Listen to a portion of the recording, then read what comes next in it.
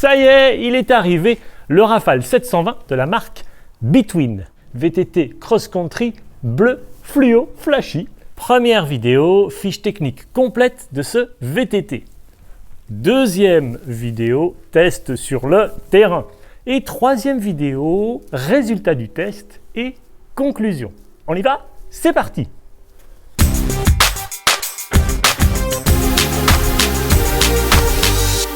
VTT de la marque Between, le Rafale 720 est un VTT cross-country avec un cadre en aluminium avec des roues de 27,5 pouces. La fourche est une Manitou Marvel Pro 100 mm de débattement et son poids est de 1589 grammes. Avec un système de blocage ici avec le fameux combo shift qui permet de faire plusieurs réglages à la fois. Il y a, c'est très simple, 3 positions. Première position, ici la fourche est bloquée, c'est donc le blocage de fourche. Deuxième position, lorsque vous roulez sur un terrain accidenté. Et troisième position, lorsque vous êtes dans la descente. Des freins à vide DB3 avec un disque à l'arrière 160 mm de diamètre et un disque à l'avant 180 mm de diamètre pour plus de puissance de freinage à l'avant. Frein totalement hydraulique, frein à disque hydraulique bien entendu. À l'arrière, l'étrier de frein est fixé directement en post-mount sur le cadre. Le pédalier double plateau est un modèle SRAM S1000, 38 dents pour le grand plateau et 24 dents pour le petit. Ce VTT est livré avec une paire de pédales automatiques Shimano de couleur blanche. Cette couleur blanche va très bien avec l'ensemble design de ce VTT bleu, blanc et rose. La cassette est une 10 vitesses 11-36 dents. Vous avez donc 2 x 10 égale 20 vitesses sur ce VTT cross-country. Dérailleur SRAM X5 à l'avant et dérailleur SRAM X9 à l'arrière. Le dérailleur avant est fixé directement sur le cadre. Le boîtier de pédalier est un Pressfit 92 mm, donc plus large. Le cadre à ce niveau-là est beaucoup plus large, donc beaucoup plus solide. Ici, jeu de direction conique pour plus de stabilité, pour plus de solidité. L'ensemble de ce cadre est cohérent, il est beaucoup plus rigide. Ce VTT de taille XL est monté avec une potence de 100 mm à l'avant, ce qui donne une position un petit peu allongée sur le VTT, ce qui donne plus de puissance pour une pratique cross-country. Ce VTT cross-country est livré avec une paire de roues Crossride de la marque Mavic. L'axe à l'avant est de 9 mm. Sur le modèle Rafale 720 LTD, vous avez un axe de 15 mm pour la roue avant. Ce VTT est donc livré avec des roues Crossride ainsi que des pneus Hutchinson Python 2, le nouveau Python, la nouvelle version de la légende de chez Hutchinson, le Python, le fameux pneu Python. Les pneus qui sont montés ici sont tube type, mais vous pouvez toujours monter sur ces jantes Crossride des tubeless ready.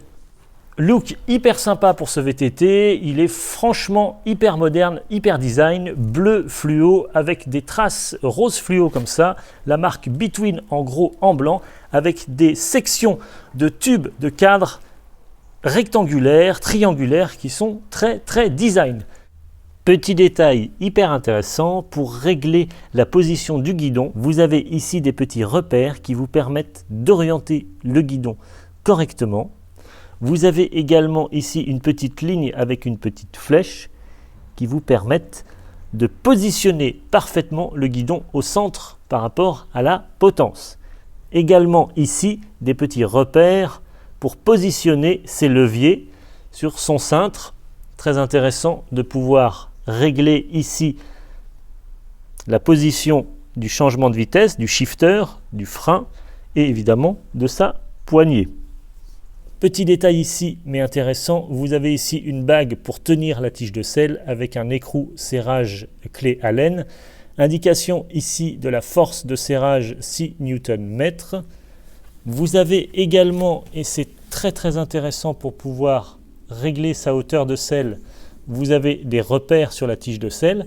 Et en plus, vous avez une ligne ici qui vous permet d'aligner parfaitement la selle avec le cadre. C'est la première fois que je vois cette petite ligne sur un VTT, je trouve ça très astucieux.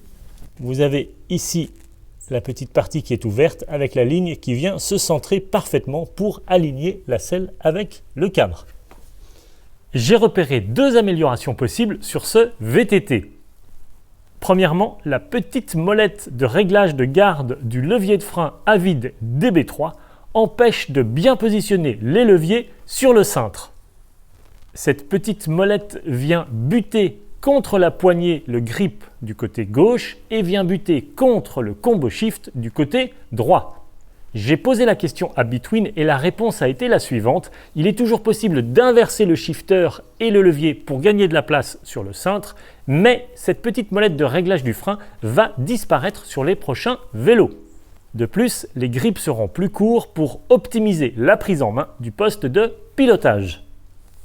Autre petite amélioration possible, ici lorsque vous souhaitez régler l'inclinaison de la selle, il y a effectivement une vis qui est accessible par le dessous et une autre qui est accessible par le dessus.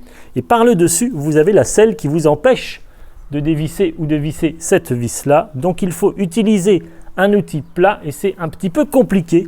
Sinon, vous avez cette molette ici. Il s'agit de desserrer la première vis pour ensuite jouer avec cette molette pour régler l'inclinaison de la selle, pour ensuite resserrer la deuxième vis.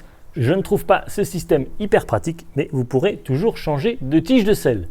Le diamètre de la tige de selle est de 31,6 mm. C'est un diamètre qui est standard et va vous permettre de changer de tige de selle très facilement.